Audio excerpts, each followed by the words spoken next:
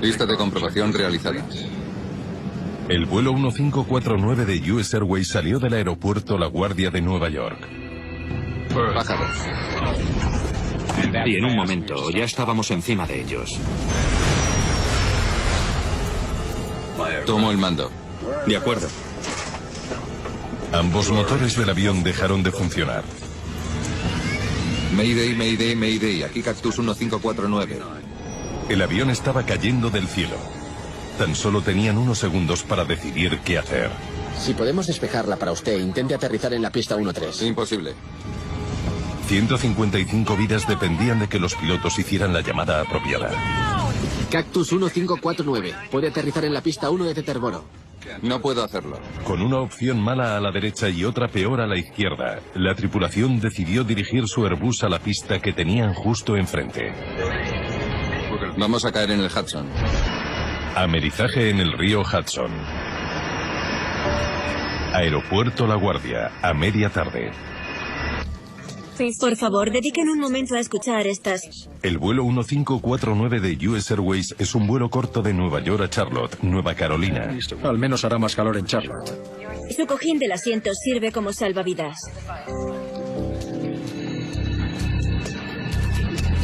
En la cabina se encontraban el capitán Chesley Sullenberger, de 57 años, Listo para el despegue. y el copiloto Jeffrey Skiles, de 49. Íbamos con retraso porque el tiempo había sido malo, pero llegado ese momento, el tiempo había mejorado para nuestra salida. Solo había unas cuantas nubes. 28, frenos sueltos. Zona 28 para Cactus 1549. El Airbus A320 de fabricación europea llevaba a bordo 155 pasajeros. El hombre de negocios Clay Presley iba camino de su casa en Charlotte. Llegué al aeropuerto, a La Guardia. Hacía mucho frío. Había estado nevando un poco aquel día y se avecinaba una tormenta, por lo que queríamos asegurarnos de que cogíamos el vuelo y de que no nos retrasábamos, y tendríamos que coger otro vuelo. La tripulación había llegado una hora antes de Charlotte con Sullenberger a los mandos. Pisa los frenos. Continúa tú. El copiloto Skiles pilotaría el vuelo de vuelta a Charlotte. Tomo el mando. Es habitual compartir los vuelos entre pilotos. Cactus 1549. Pista 4, listo para el despegue. Cactus 1549, listo para el despegue. Este viaje era la etapa final de una serie de 4 días de viajes para ambos hombres. Hicimos las llamadas habituales. Era un despegue normal. Los procedimientos del ascenso fueron normales. No había absolutamente nada que indicara que sería un despegue diferente que cualquier otro de mi carrera. Pero al final del día serían la tripulación más famosa del planeta. Arriba, tren de aterrizaje, por favor. Tren de aterrizaje arriba. Patrick Harten era uno de los controladores que dirigían el tráfico en La Guardia aquel día. Tenía uno de los trabajos más estresantes del mundo. Cuando me siento delante del radar, soy responsable de todas las personas que viajan en todos los aviones que están bajo mi control. Y me tomo muy en serio esa responsabilidad. Cactus 1549. Salida de Nueva York. Contacto con el radar. Ascienda y mantenga 1500. El vuelo abandonaría La Guardia hacia el noreste y después realizaría un giro lento hacia el sur, hacia Charlotte. Creo que tenía 3 o 4 aviones en mi frecuencia en aquel momento. Y fue una salida normal. Solo era otro vuelo como los que había dirigido 1.000.000 de veces. Gracias al empuje de 2 motores de General Electric, el avión se impulsó hacia el cielo. Cactus 1549, 200, ascendiendo a 1500. Qué vista del Hudson tan bonita. Lista de comprobación realizada. El vuelo 1549 viajaba a casi 400 kilómetros por hora. Llevaba en el aire tan solo 1 minuto y medio. Vi algo por el rabillo del ojo y un poco hacia nuestra derecha, pero aún así delante de nosotros había un grupo de pájaros. Pájaros. Estaban muy cerca, demasiado cerca para poder maniobrar. Y en un momento ya estábamos encima de ellos. Se podía sentir la potencia del avión al avanzar, y entonces de repente se oyó una enorme explosión. Parecía como si hubiéramos parado en el aire y hubiéramos chocado contra un muro de ladrillos. Dios mío, el motor está ardiendo. Y de repente alguien dijo que el motor estaba ardiendo. Vaya. Y antes de que pudiéramos evaluar la situación, Uno de ellos no funciona. Los dos. los dos motores dejaron de funcionar. Contacto. Tan solo 13 segundos después de que comenzaran sus problemas, Sullenberger tomó el mando del avión agonizante. Tomo el mando. De acuerdo. Coge el manual de vuelo y busca pérdida de empuje en ambos motores. El manual de vuelo es una guía paso a paso de cómo solucionar las emergencias. Mayday, Mayday, Mayday. Aquí Cactus 1549. Hemos golpeado a unos pájaros y hemos perdido empuje en los dos motores. Volvemos a la guardia. Cuando un piloto dice Mayday o declara una emergencia, pasas de estar concentrado a un estado de concentración mucho mayor. Te centras exclusivamente en la emergencia e intentas buscar una solución al problema. Tienen que volver a la guardia. Gira a la izquierda, hacia 220. 220. De repente empezó a salir un olor de la cabina. Se está quemando algo. Si queda combustible, encender el interruptor de intensidad de motor. Lo que comento es que íbamos a tener que reiniciar un motor. Palancas de empuje. Confirmar ralentí. Ralentí. El procedimiento era intentar reiniciar los motores y siempre tuve la esperanza de que pudiéramos hacerlo. Velocidad óptima de encendido, 154 metros por segundo. No la tenemos. No. Cactus 1549. Si podemos despejarla para usted, intente aterrizar en la pista 13. Imposible. Las conversaciones que mantuvimos eran muy cortas, hasta el punto que eran lo más apropiado para una emergencia. Estaban sucediendo muchas cosas, no había mucho tiempo para reaccionar. Cuando el capitán Sullenberger dijo que era imposible, no me importó. Él tenía las manos ocupadas pilotando el avión, y entendí que mi trabajo era pasar a la siguiente opción. Está bien, Cactus 1549. Va a tener que dirigirse a la pista 31. Imposible. Harten aún quería que el avión regresara a la guardia, pero el vuelo 1549 se encontraba solo a unos 400 metros del suelo. Cactus 1549. La pista 4 está disponible si gira a la izquierda. Diríjase a la pista 4. No estoy seguro de que podamos llegar a alguna pista. ¿Qué tenemos a la derecha? ¿Hay algo en Nueva Jersey? ¿Teterboro? Vale, sí, a su derecha está el aeropuerto de Teterboro. ¿Quieren intentar llegar a Teterboro? Teterboro es un aeropuerto pequeño al lado del río Hudson en Nueva Jersey, pero se encontraba a varios kilómetros y sin sus motores el vuelo 1549 estaba cayendo rápido. ¿Quieren intentar llegar a Teterboro? Sí. Cuando el controlador de tráfico aéreo señaló Teterboro, lo miré y me preocupó que de verdad fuera a intentarlo. Yo no creía que pudiéramos hacerlo.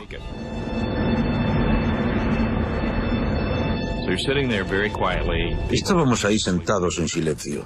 La gente esperaba información, ansiosa, y querían que les tranquilizaran diciéndoles que todo iría bien. Se oyó el micrófono. Les habla el capitán. Todos esperábamos que dijera: todo está bajo control, estaremos bien, vamos a conseguirlo.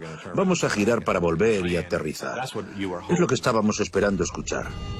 Adopten posición de emergencia. ¿Qué quería decir con adopten posición de emergencia? Y de repente caí en la cuenta. Estaba diciendo que íbamos a estrellarnos. ¡Bajen la cabeza! No tenía ni idea de cómo era la posición de emergencia. Todo el mundo miraba alrededor como diciendo: ¿posición de emergencia? ¿Qué quiere decir eso? ¿Y cómo se hace? Vamos, prueba el número. Lo enciendo de nuevo. Vale, enciéndelo de nuevo. Mientras la tripulación luchaba por pilotar el avión averiado, Patrick Harten aún intentaba encontrar un aeropuerto para ellos. Llevaba trabajando unos 3 años con el aeropuerto de Teterboro, así que estaba muy familiarizado con él. Cactus 1549. Puede aterrizar en la pista 1 de Teterboro. No puedo hacerlo. De acuerdo. ¿Qué pista de Teterboro quiere? Vamos a caer en el Hudson. Lo siento, repita, Cactus. Sí, le había oído, pero mi mente no quería entender esas palabras. Vamos a caer en el Hudson. Esa era una sentencia de muerte para él, y yo no quería aceptar el hecho de que todo había terminado y de que no quedaban más opciones. Creo que no vamos a volver a la guardia. Le mandé un mensaje a mi mujer diciéndole que la quería. No le dije nada más porque no quería que se preocupara. Vale. Allá vamos. Despliega los flaps. Pensé para mí mismo, genial, el río Hudson era nuestra mejor opción. Era el único lugar a la vista en el que podíamos hacer aterrizar el avión. Los pasajeros del avión vieron cómo se acercaban al Hudson y empezaron a prepararse. Empecé a pensar que si nos estrellábamos tendría que saber dónde estaban las filas de emergencia y en que si caíamos en el agua tendría que ser capaz de aguantar la respiración durante el tiempo suficiente como para llegar hasta esas 4 o 5 filas y abrir las puertas, si es que podíamos hacerlo. Flaps desplegados. A 76 metros del suelo. No íbamos a poder reiniciar los motores, así que empecé a indicar la velocidad y la altitud. 87 metros por segundo. Para informarle de la situación en la que nos encontrábamos. Los flaps están a 2. ¿Los quieres a más? No, déjalos a 2.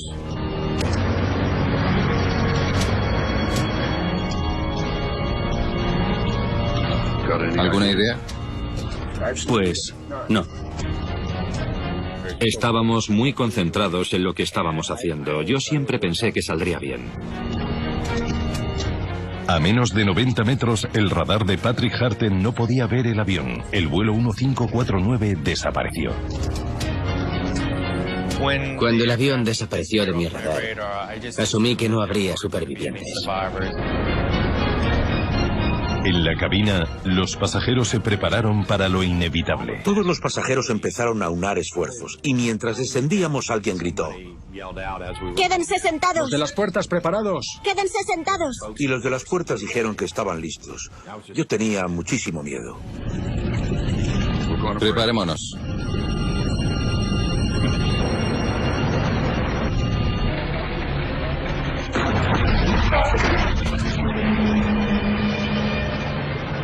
Parecía que el avión iba a llegar hasta el fondo del río Hudson.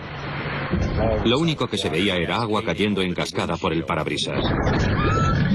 Fue como un tornado. Se rompieron algunas partes del avión. Algunas personas salieron despedidas. Entonces el avión emergió y las olas lo mecieron suavemente.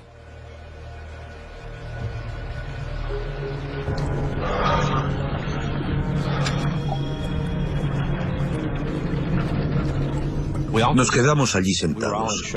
Estábamos en shock y esperando lo que vendría después.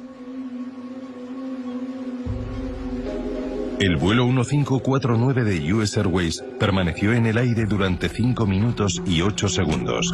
Tras haber realizado un aterrizaje extraordinario, los pasajeros y la tripulación se enfrentaban a un nuevo peligro. El avión se estaba inundando. El agua fría del Hudson estaba entrando en la cabina.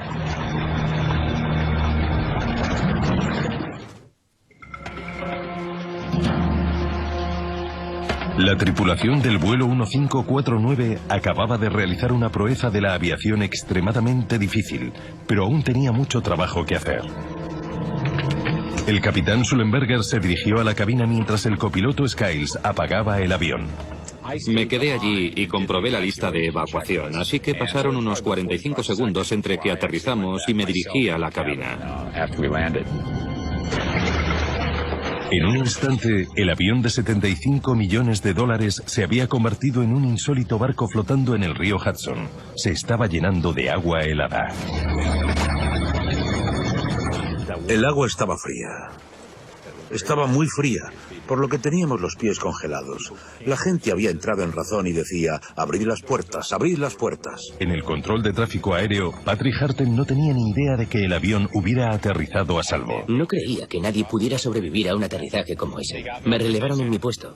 No estaba en condiciones para seguir dirigiendo el tráfico. Harten se dirigió a la oficina. A pesar de haber pasado por una experiencia terrible, el protocolo exigía que relatara su versión de los hechos. No quería hablar con nadie. Solo quería esconderme bajo una piedra. Quería que mi mujer supiera lo que había pasado, pero sabía que no podía hablar con ella. Estaba en un estado muy frágil y no quería desmoronarme. Así que le mandé un mensaje de texto. Le dije: ha ocurrido un accidente, no estoy bien, no puedo hablar ahora. Los pasajeros más cercanos a las salidas abrieron rápido las puertas mientras Sullenberger y la tripulación de cabina empezaron a controlar la situación. Salté muy rápido y empecé a abrirme camino hacia la salida de emergencia. Me abrí camino hasta el ala unos cuantos pasos. Me di cuenta de que la gente a mi alrededor tenía flotadores. Habían cogido los cojines de los asientos o tenían un chaleco salvavidas. Yo no tenía nada. Skiles se dirigió al fondo para ayudar a la tripulación de la cabina a sacar a los pasajeros del avión mientras se hundía. Sabía que no había mucho tiempo y una de las azafatas estaba herida. Fui hacia el centro de la cabina y Sally, otros 2 hombres y yo recogimos cojines y chalecos salvavidas de debajo de los asientos y los pasamos. Estaba mirando alrededor para evaluar la situación. ¿Iba a explotar el avión? ¿Cuál sería el siguiente paso? Había unas 6 u 8 personas que se habían tirado al agua y estaban temblando porque tenían frío. Tiramos de ellas para subirlas al ala. En el fondo del avión el agua continuaba entrando. Se indicó a los pasajeros que se movieran hacia adelante para escapar. Pasen por encima de los asientos si lo necesitan. El pesado barco no podría flotar mucho más tiempo. Estábamos en el agua. Nos llegaba por las rodillas y estaba absolutamente congelada. Todas las partes del cuerpo que estaban dentro del agua me dolían muchísimo. ¡Vayan hacia adelante! ¿Hay alguien ahí?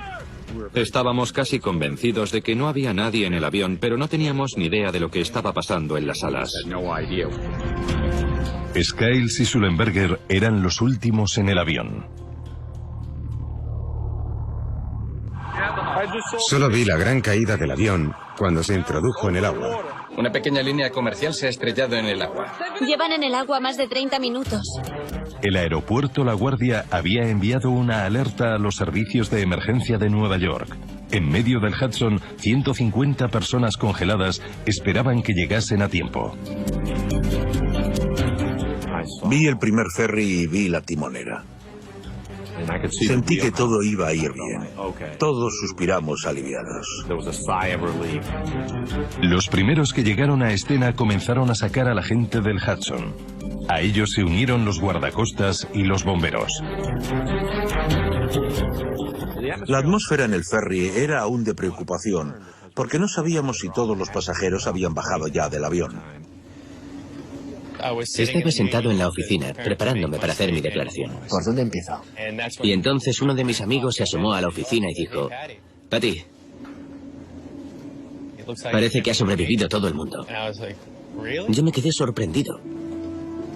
Eran grandes noticias.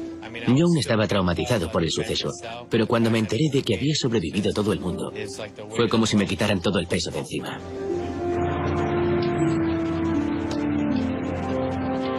Toda la nación estaba atenta, mientras los pasajeros y la tripulación salían del vuelo 1549 a salvo.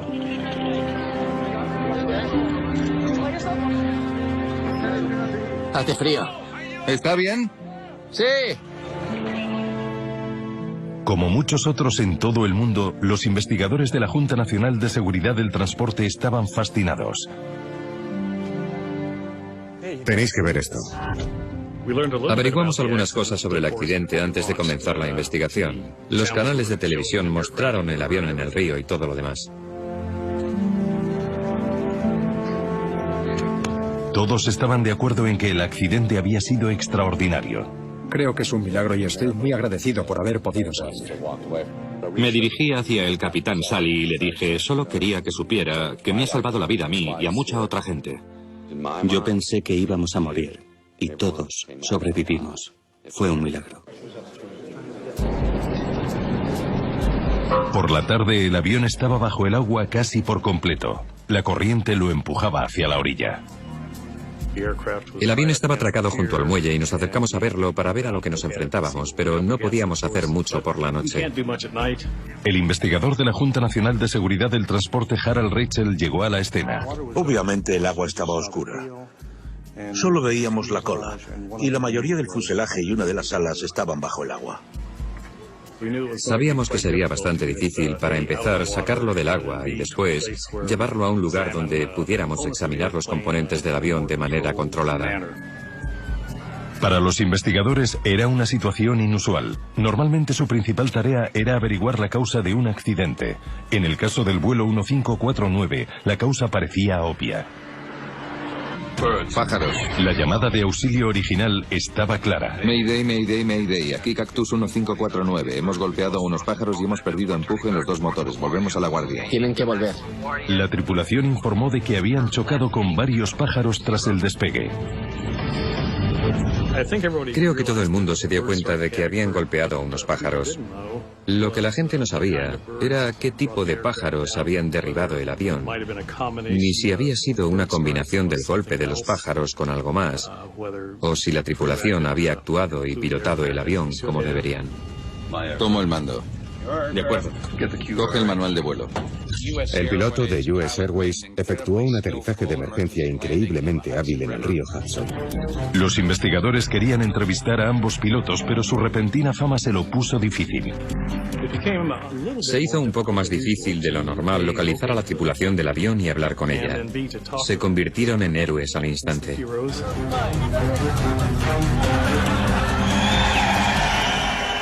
Nada en la vida puede prepararte para el frenesí mediático de una situación como esta. No solo fue la fama reciente de los pilotos lo que obstaculizó a los investigadores como Catherine Wilson. Uno de los mayores retos en este caso fue que nadie quería mancillar el nombre de Sally. Era un héroe, y nosotros éramos los que teníamos que analizar lo que hizo e intentar descubrir si lo que hizo estuvo bien o no.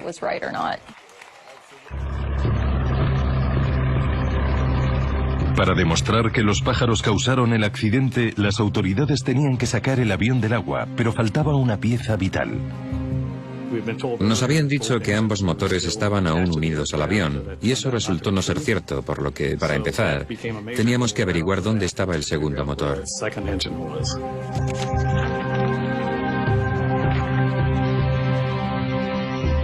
No sabíamos exactamente dónde estaba. Centrémonos en esta zona. Pero teníamos imágenes del avión estrellándose y podíamos comprobar distintas cosas. Empleamos un sonar de exploración que nos proporcionó una imagen muy clara del fondo.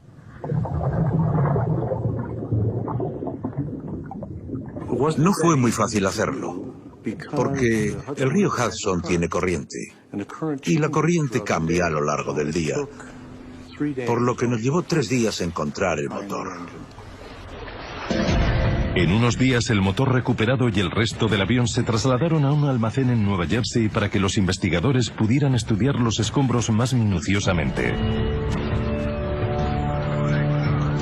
Obviamente, no podíamos hacerlo a la orilla del río Hudson, y puedes imaginar lo interesante que fue trasladar un avión de 50 o 60 metros de largo a través de una zona muy poblada de Nueva Jersey. Mientras se trasladaba el avión, los investigadores trabajaron con las grabadoras de voz y de datos. Vale, escuchémoslo. Que estaban en la zona más dañada del avión, la cola. La grabadora de voz de cabina y la grabadora de datos estaban casi en perfecto estado. El avión había sufrido algunos daños al fondo, pero las grabaciones habían salido casi intactas. Tuvimos mucha suerte, pudimos descargar toda la información sin problemas. Uno de ellos no funciona, los dos. Escuchar las grabadoras de voz de cabina proporcionó la información esencial sobre cómo respondió la tripulación a la emergencia. En este caso, tanto el capitán Zullenberger y el copiloto Skiles actuaron de manera extremadamente profesional. Contacto. Cada miembro tenía su propio papel y su propia responsabilidad.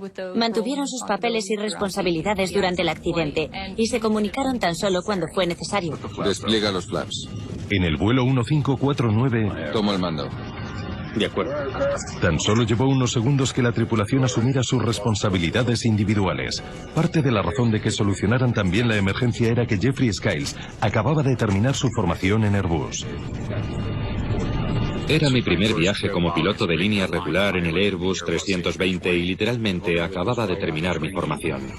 Lo bueno de eso fue que conocía exactamente la lista de comprobación que tenía que realizar y es exactamente lo que hizo. Si queda combustible, encender el interruptor de intensidad de motor. La tripulación está formada en la realización de procedimientos en emergencias. Lo principal es seguir los procedimientos y eso es lo que hizo el copiloto Skiles al coger el manual de vuelo y realizar la lista de comprobación adecuada. Pero al examinar la lista de comprobación para reiniciar los motores del avión, los investigadores hicieron un descubrimiento preocupante. Estaba redactada para sucesos que tuvieran lugar a 6.000 metros de altura en el aire, donde la tripulación tuviera el tiempo suficiente como para realizar minuciosa y lentamente una lista de comprobación de 3 páginas y cuyo final explicase cómo hacer un amerizaje forzoso. Era una lista de comprobación de 3 páginas y solo llegué a la primera página y media en el tiempo que tuvimos. Velocidad óptima de encendido. Y la tripulación empleó mucho tiempo intentando reiniciar los motores cuando podrían haberse dedicado a preparar el avión para un amerizaje. 154 metros por segundo. No la tenemos. No. Las listas de comprobación demasiado complicadas han tenido protagonismo en accidentes mortales de avión en el pasado. En 1998 se produjo un incendio a bordo de un avión de pasajeros de Swissair. La lista de comprobación para esa situación les habría llevado media hora. Una media hora de la que no disponían. Pero en el vuelo 1549, la lista de comprobación distaba de ser el mayor reto al que se enfrentaban Sullenberger y Skiles. No estoy seguro de que podamos llegar a alguna pista. Los amerizajes son bastante difíciles porque si no se realizan perfectamente, pueden ser catastróficos.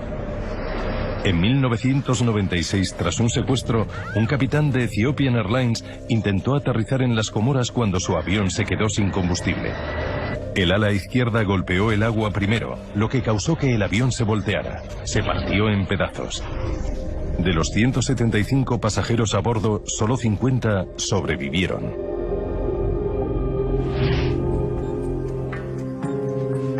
Pronto los investigadores descubrieron que ninguna de las aerolíneas principales empleaban simuladores para enseñar a los pilotos a amerizar. Enseñar a amerizar en un simulador es muy difícil. No tenemos los modelos para simular con precisión lo que hace un avión cuando toca el agua. Debido a lo poco común de este tipo de suceso, sería muy difícil justificar la formación de los pilotos para ello. Pero sin siquiera haber pasado por una simulación, el capitán Sullenberger acertó en casi todo. Mantuvo el morro en alto y el nivel de las alas. Dejó que la cola tocase el agua primero de forma que el avión se frenase lo suficiente como para soportar el impacto. Bien hecho. Los investigadores de la Junta Nacional de Seguridad del Transporte realizaron su propia simulación para contestar una pregunta esencial. Les habla el capitán. ¿Tuvo Sullenberger que aterrizar en el Hudson? Adopten posición de emergencia. ¿O pudo haber llegado a alguna pista? Mayday, Mayday, Mayday. Aquí Cactus 1549. Hemos golpeado a unos pájaros. Los investigadores estudiaron las acciones de Chesley Sullenberger y Jeffrey Skiles en los momentos antes de que su avión chocara con los pájaros. Contacto. Queríamos saber si los pilotos habían hecho lo correcto. Lo que hicimos en el simulador fue poner a prueba exactamente eso. ¿Había suficiente energía como para volver a la guardia? Averiguamos que alrededor del 50% del tiempo podrían haber conseguido volver al aeropuerto. Pero cuando se estableció un retraso de 35 segundos tras el choque con los pájaros para reiniciar los motores, todos los pilotos del simulador se estrellaron antes de alcanzar la pista. Cuando consideramos el proceso de toma de decisiones por el que pasó el capitán Sullenberger, nos dimos cuenta de que no era posible volver al aeropuerto. Cactus 1549. La pista 4 está disponible. No había duda. Vamos a caer en el Hudson. Amerizar en el Hudson fue la elección acertada. Sullenberger no tenía la altitud necesaria como planear hasta los aeropuertos de La Guardia o de Attleboro. Uno de ellos no funciona, los dos. Los investigadores también descubrieron que Sullenberger tomó una decisión que no estaba al principio de la lista de comprobación, una que fue crítica para la supervivencia de todos los que iban a bordo. Voy a encender la unidad de energía auxiliar.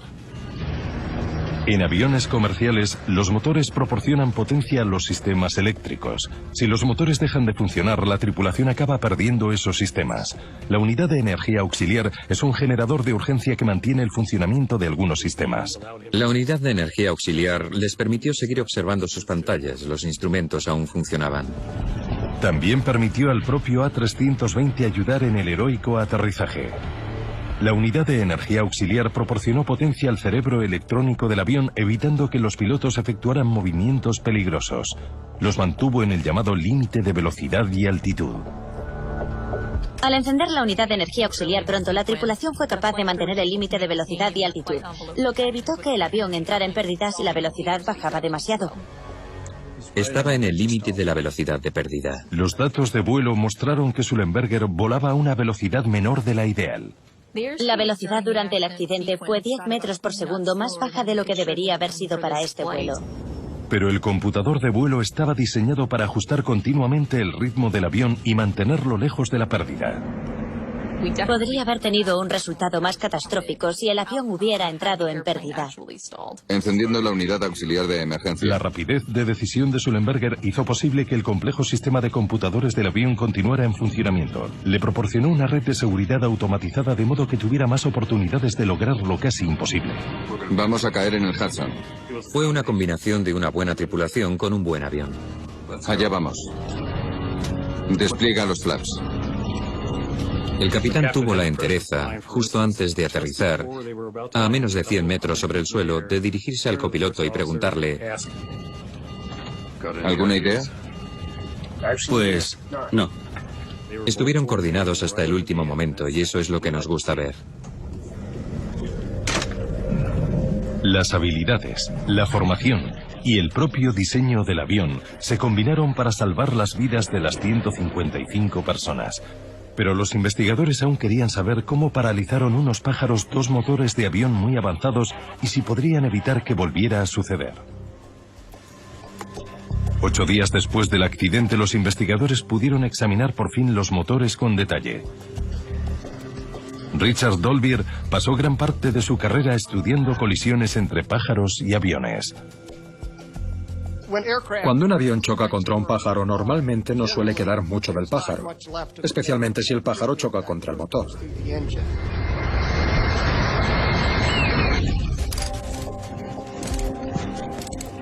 Se analizaron los motores pieza a pieza para intentar averiguar qué pasó exactamente a 900 metros por encima de Nueva York. Echemos un vistazo al interior. Expusimos las superficies de los motores a una luz negra. Las proteínas de muchos tejidos emiten fluorescencia bajo una luz negra. Gran parte del tejido había desaparecido, pero muchas de las proteínas seguían en las superficies del motor. Mira eso. En el interior del motor derecho, los investigadores encontraron una serie de restos carbonizados. La mayoría de los restos encontrados eran tejidos musculares, fragmentos de huesos y restos minúsculos de plumas. Encontré alrededor de 29 muestras en un motor y 14 en el otro. Pero los motores no eran la única parte del avión que se había dañado. Pájaros. El avión golpeó varios pájaros. Encontramos pruebas en las alas, en los flaps y en el fuselaje. Pero el avión aún podía volar cuando eso sucedió. La amenaza que suponen los choques con pájaros es muy conocida. Los choques con pájaros son un problema mucho mayor de lo que la gente piensa. En los últimos 20 años, ha habido aproximadamente 210 aviones destruidos por colisiones con pájaros. Este Boeing 757 golpeó un cuervo cuando despegaba en Manchester, Inglaterra, y aterrizó después a salvo. Solo en 2008 hubo 4 accidentes dramáticos. Un Boeing 747 succionó un cernícalo hacia uno de sus motores. La tripulación abortó el despegue y sobrevivió. El avión quedó destrozado. Este avión succionó pelícanos hacia ambos motores y uno terminó en la cabina. Las reparaciones costaron $2 millones. El motor de un MD-10 resultó seriamente dañado por una nave. La reparación costó unos $900.000. Y 5 personas fallecieron cuando este Cessna chocó contra al menos un pelícano. Desde 1988, más de 200 personas han fallecido por accidentes por colisiones con pájaros. El problema podría empeorar porque hay más pájaros ahí fuera. Al restringir el uso de pesticidas peligrosos para pájaros como el DDT, hemos visto un incremento en las poblaciones de distintas especies de pájaros. Ha aumentado el número de gansos de Canadá, que son residentes, no aves migratorias. A nivel nacional, la población ha aumentado de 1 millón a unos 4 millones.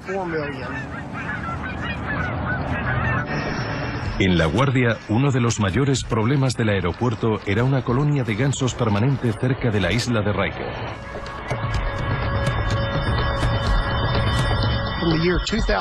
Entre el año 2002 y el 2004, Hubo 8 choques con gansos de Canadá en el aeropuerto La Guardia, tanto con pájaros dentro del aeropuerto como fuera de él.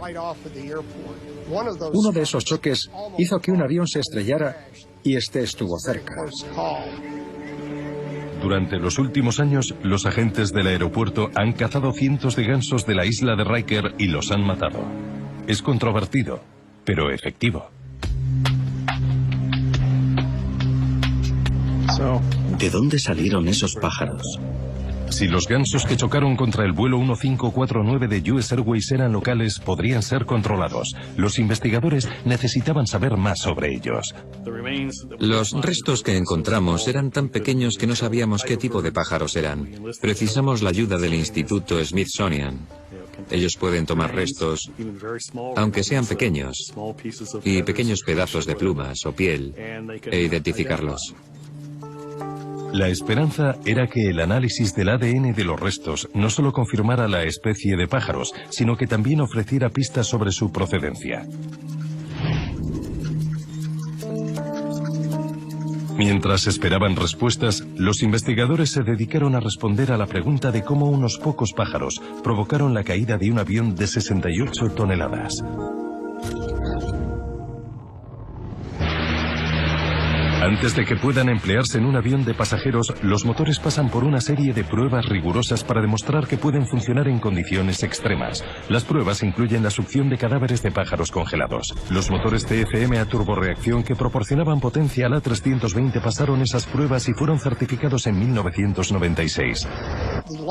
Las amplias pruebas contra pájaros requeridas para un motor CFM consisten en disparar un pájaro de casi 2 kilos desde un cañón de aire hacia el motor, que está funcionando a casi plena potencia. Para aprobar, los motores no debían permanecer en funcionamiento, tan solo debían mantenerse intactos, lo que sucedió en el avión de Sullenberger. Los motores no experimentaron lo que llamamos un fallo incontenible. No se introdujeron grandes pedazos ni hojas del ventilador ni ninguna otra pieza que hiriera a la gente del interior del avión. Las hojas del ventilador son siempre la pieza más interesante en la que fijarse y normalmente nos cuentan lo que sucedió. Una serie de hojas de ventilador en el interior del motor comprimen el aire hasta que se enciende en el núcleo, creando el empuje. Los pájaros succionados pueden causar estragos en este proceso. Cuando una hoja de ventilador de un motor falla, causa un daño continuo. En este caso en concreto, todas las hojas del ventilador estaban allí. Sufrieron un daño serio, pero no se rompieron. Un análisis de los motores demostró que mientras que las hojas del ventilador primaria sobrevivieron al impacto, la delicada maquinaria del interior del núcleo no lo hizo. Uno de ellos no funciona. Los dos. Una vez que analizamos el motor, el núcleo, determinamos que había un daño significativo. Cuando el núcleo succiona un pájaro, es una gran masa comparada con esas cuchillas y le hace un gran daño. Los pájaros succionados por el vuelo 1549... Mayday, Mayday, Mayday. Aquí Cactus 1549. Destrozaron los compresores del motor. Los fragmentos de metal de esos compresores rotos fueron succionados hasta los núcleos de ambos motores, apagándolos. Hemos golpeado a unos pájaros. Hemos perdido empuje en los dos motores. Cuando llegaron los resultados del ADN del Instituto Smithsonian, los investigadores por fin comprendieron por qué el vuelo 1549 perdió empuje en ambos motores. Los pájaros que golpearon el avión de Sullenberger y Skiles eran gansos adultos de Canadá y eran mucho más grandes de los empleados en cualquier prueba de motores. Gracias a ese análisis, sabemos que los pájaros succionados pesaban alrededor de 4,5 kilos. Las pruebas también confirmaron que fueron 4 los pájaros que habían chocado contra los motores del vuelo 1549. Fue demasiado como para poder soportarlo. En raras ocasiones se succionan pájaros hasta el núcleo del motor. En raras ocasiones, un motor succiona a un pájaro y después deja de funcionar. Son sucesos muy poco comunes. Contacto. Lo que hace este suceso aún más inusual es que ambos motores succionaron pájaros y ambos se apagaron. Vamos a caer en el Hudson. Las pruebas de ADN también demostraron que los gansos involucrados en este accidente no eran los gansos locales que la Guardia había estado intentando controlar. Eran gansos que habían estado en el norte de Canadá el verano anterior. Eran gansos migratorios. La colisión entre los gansos migratorios y el vuelo 1549 sucedió a 7 kilómetros del aeropuerto. Esto significa que ninguno de los programas existentes para reducir el número de pájaros habría evitado la colisión. También significa que lo que le sucedió a ese vuelo podría volver a ocurrir a no ser que se encontrara una manera de mantener separados a los pájaros y a los aviones. 2-1. Pérdida de contacto con el radar. Equipo medidor. Cada año, alrededor de 2 millones de aviones sobrevuelan el espacio aéreo de Nueva York. La mayoría de la gente no conoce los problemas que pueden causar los pájaros a los aviones. No entienden cómo un organismo pequeño e insignificante, en comparación con el tamaño de un avión, puede causar este tipo de fallos catastróficos. La industria aérea necesitaba encontrar soluciones a los choques contra pájaros. La colocación de pantallas delante de los motores era una de las respuestas más obvias, pero había grandes inconvenientes. Las pantallas podrían caerse. Las pantallas podrían romperse y ser succionadas hacia el motor, causando un daño similar o más catastrófico. Las pantallas también podrían causar turbulencias en el flujo del aire, lo que provocaría que los motores no recibieran aire y llegaran a fallar. El clima invernal también suponía un serio problema para las pantallas de los motores. Una pantalla haría que se formase hielo y que se amontonase hielo muy rápido en condiciones de hielo. Ya se había probado una solución más prometedora en algunas ciudades estadounidenses, entre ellas Nueva York. En el aeropuerto John F. Kennedy, los radares especializados analizaban el cielo en busca de pájaros cercanos a aviones. La mayoría de los aeropuertos están equipados con un radar que envía ondas electromagnéticas que rebotan en los objetos que hay en el cielo. Solo localizan los objetos grandes, y la mayoría de esta información no se pasa a los controladores de tráfico aéreo. El hecho es que su alcance está abarrotado de otras cosas. Por ejemplo, en el radar aparecían grandes mástiles de barcos como objetivos. Esto interferiría en el control de tráfico aéreo y eso no es algo bueno. Entonces se probaron en el JFK algunos radares aviarios altamente calibrados. Podían distinguir artículos del tamaño de un colibrí. Si se detectaba cualquier pájaro moviéndose en las trayectorias de vuelo, se alertaría a la tripulación. Me encantaría ver tecnología de radares de pájaros. La clave sería cómo incorporarlos sin aumentar la carga de trabajo de un controlador ya estresado. Las pruebas continuaron, pero el uso extendido de los radares aviarios estaba aún a años de distancia. Cactus 1549, pista 4, listo para el despegue. Cactus 1549, listo para el despegue. Hasta entonces, las colisiones entre los pájaros y los aviones continuarían.